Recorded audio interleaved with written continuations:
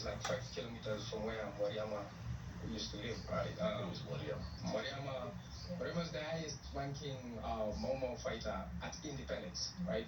At independence. Was Field Marshal. Yeah, Field Marshal Mwairama. So, and very little is known about him.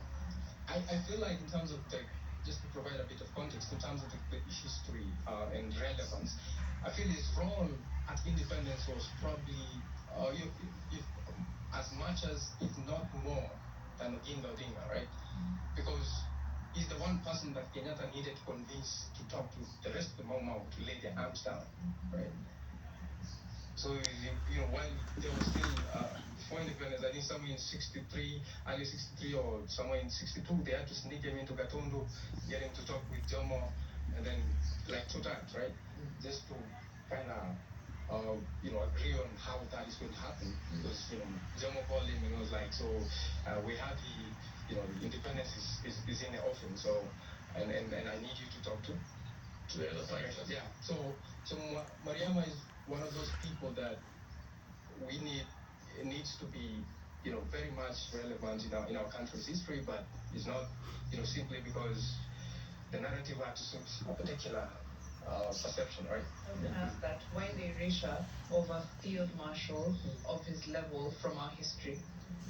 And is it erasure, or is it just that we were not the ones writing the books, so we didn't have the chance? Yeah, there's that, right? There's a lot of that, and also I think to sustain, I would say, to sustain the Kikuyu hegemony, right? Or what people call the Damakistan, whatever, right? Is that the contributions of the rest of Kenya, right? The other ethnic groups had to be downplayed, right? And to date, it's still happening, right? So it's like when people talk about Mwairama, they don't talk about Mwairama in context the actual residents of the Mwairama. They talk about Mwairama in a context of Central. Most Central people can't even see the Mwairama during the day. I come from Timau. I wake up to the Mwairama every day, right? So, but when people are talking about the Mwairama, they're not talking about me. They're talking about people who can't even see it.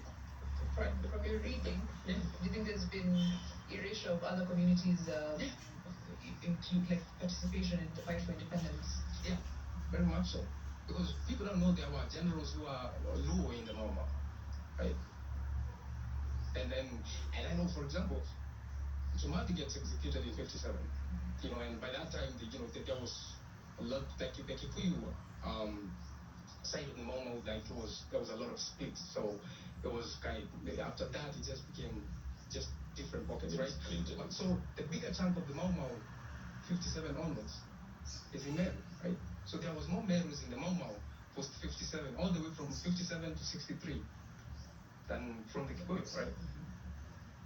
But people don't know that, because, as far as the mainstream narrative is concerned, Mau Mau was made of Kikuyu, right? Who wrote this narrative? Because there's a lot of erasure of so many things that happened, the contribution of women to the movement as well. But I always ask myself, who was writing, and how did it benefit them to now, push this narrative the way it is? I think for you to understand who benefited, you have to look at, like Kenya right now, right? And look at the levels of marginalization, right? It's like so basically, of course, if that divide and rule concept that was introduced by the colonialists is perpetuated over and over, right? Of course, that creates a certain kind of classist society where, there are certain communities that are well represented, they benefit more than others. But for the most part, it's not even the communities, right? For the most part, is that there's a political elite that was brought in deliberately to fill in that, that political elite that was there during the colonial times, right? And it has perpetuated itself now. Because I always ask people who, it's like, Kenya is tribal. Kenya is not tribal. Kenya is classist, right? Because you see Kenya, right? Kenya is not tribal. It's classist. Yeah.